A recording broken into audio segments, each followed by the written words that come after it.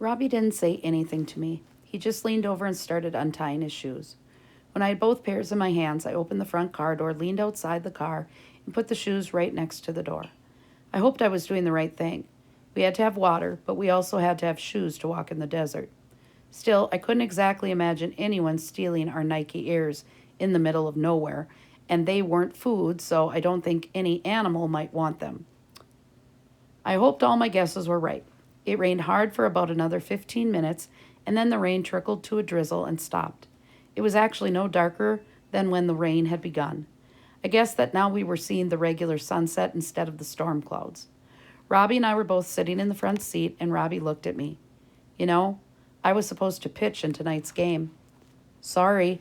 I knew Robbie had been anxiously awaiting this game all week. If the team won, they had only one more game to play, and then they would win the state title. You guys probably will lose either way, and at least now they can't blame the loss on your pitching. Robbie folded his arms across his chest. Thanks a lot. You just want us to lose because you're not playing. That's not true. The coach said that I was a great right fielder.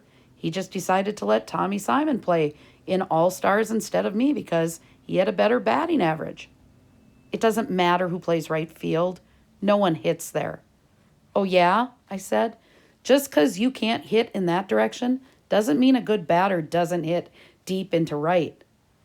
Robbie and I might have kept arguing. We were really good at it since we did it every day of our lives, but we were interrupted by a blood-curdling screech. For a minute, both of us froze. Was it the kidnappers? Were they killing someone else?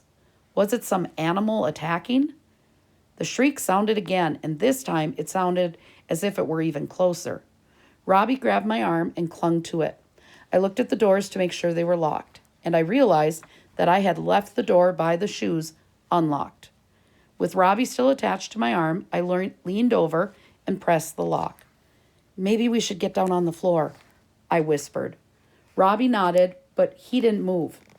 Neither did I. I think we were both just too scared. What if the kidnappers had come back? Then the shriek sounded again, and this time it seemed as if it were almost on us. Robbie dove for the floor. Another minute, and I was sure some man, animal, or monster would be clawing at our car door. Then I noticed a small bird nearby. It was hard to believe such a little thing could make so much noise, but as I followed it with my eyes, my ears heard the sound move with it. Robbie, I said. Shh, he whispered. They'll hear you. Robbie, it's just a bird. It's just some little bird over there. Get up and look. Robbie gingerly rose from the floor of the car and looked at me as if he didn't quite believe me. The bird shrieked a few more times and then flew off into the horizon. Wiping his hands on his blue t-shirt, Robbie shook his head. How could such a little thing make such an awful sound? Boy, was I scared. Can't believe it. A bird. Have you ever seen one like it before?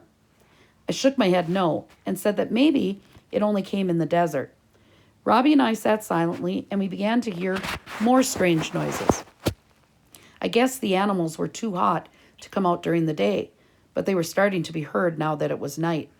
In other places, it might have been interesting to try to figure out each noise, but given our situation, each new noise was just another worry to be thought about. We watched as the setting sun cast a pinkish glow to the sky, and then it was dark. A sliver of the moon provided a little tiny bit of light, and even through the windshield the stars seemed especially bright. But still, the desert was really, really dark. It was a different kind of dark than the dark of our room at night. It was a lonely, lost kind of dark. My knee was throbbing, and I thought it might help if I could stretch it out, so I asked Robbie to get in the back seat. I think maybe we should just try to go to sleep. We can't do anything tonight, and we want to get started early tomorrow. Robbie nodded. I don't really think I can sleep out here. Do you think maybe we could turn the light on in the car? I wasn't sure it would work, but it was worth a try. I turned the key and pressed the little black light switch overhead. It didn't exactly make the car light up, but at least Robbie and I could see each other. I don't think we can keep this light on for too long. We don't want to make the battery run out because we will still need to listen to the radio.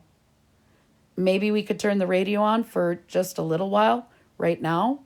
It would probably help us go to sleep. I knew we should probably wait, but I switched the radio on anyway. There was some talk show on.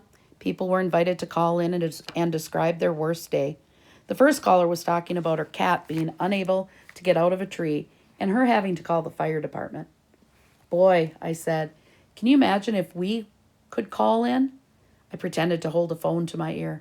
Hello? Today was our worst day. You see, it started when we got kidnapped and we thought we were going to be killed. We only got to live because the kidnappers decided that it wasn't worth the bullets to kill us. Then we got deserted in the desert. The good news is that we have a car. The bad news is that it ran out of gas. We don't know where we are or exactly how to get out. We don't have any food and we don't have much water. Oh yeah, and we saw a fire and sat through flash flood warnings and a terrible rainstorm. Other than that, we're having a great day. Robbie whistled softly. It doesn't even sound real to me, and I was here for all of it. Boy, when we finally do get home, I wonder if anyone will believe us when we tell them about everything.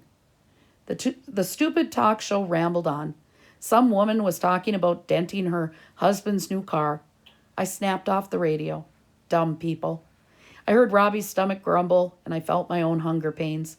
Hey, Robbie, if you could have anything to eat right now, what would it be? A large pepperoni pizza with extra cheese, and a big cold soda with lots of ice. And then for dessert, probably a double dip mint chocolate ice cream cone. I'd have a big juicy cheeseburger and a double order of fries. My mouth was watering at the thought. Okay, I'm going to turn off the light now and think about that food.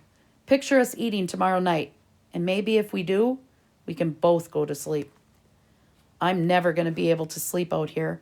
In a little while, let's turn the light and the radio back on, okay? Sure, we just have to make sure we can hear the news tomorrow morning about where they're looking for us before we start hiking out of here. Robbie yawned in spite of himself. You know, maybe we'll hear that rescuers have spotted our car and we can just stay right here. The helicopters and the TV stations and everyone will come. I hope they bring lots of good stuff to eat. I hoped Robbie was right, but I wasn't counting on it. The light was off for a while. Eventually, I began to hear Robbie's rhythmic breathing from the back seat. You asleep? I whispered, but there was no answer. I envied Robbie. I knew I would need all my strength for tomorrow, but I couldn't go to sleep. My knee hurt every time I turned, and my mind kept wondering if there wasn't some other plan I should be thinking of. Gradually, I began to be aware of another feeling. I had to go to the bathroom. The idea of wandering out into the total darkness was not a good one. I'll wait, I told myself. I don't really have to go. Pretty soon, I was squirming around the car. This wasn't going to wait until morning. With shaking legs, I started to open the car door. Robbie stirred in his sleep. Where are you going? He mumbled. To the bathroom. I don't know why I answered because I was pretty sure Robbie was talking in his sleep. Well, don't turn on all the lights. Lights? I said in frustration. We don't have any. Then I stopped myself. The headlights. I could turn on the headlights. I switched the headlights on, and in the darkness of the desert night, they gave off a comforting gleam. At least I would be able to see what not to step on. Oops, another little problem. I couldn't walk out into the desert without shoes, and my shoes were outside the car filled with water. Great. We needed the water for tomorrow. I needed the shoes for tonight. I opened the door and looked at the shoes. There was some water in each shoe, but I wouldn't say they were more than a third full. So I poured the water into Robbie's shoes and brought mine into the car. I knew he was going to be ticked tomorrow. He'd say I'd left his full of water on purpose, but I'd have to deal with that then. I stuck my right foot into my shoe. The shoe felt squishy inside, but what did I expect? I wasn't even going to bother to lace it. Then I picked up my left shoe to put my foot in it, and I felt something slither out of the shoe. I dropped the shoe on the floor and yelled, and I felt the thing slither across my hand. What's the matter? Robbie called. Snake, I choked out. I think there's a snake on me.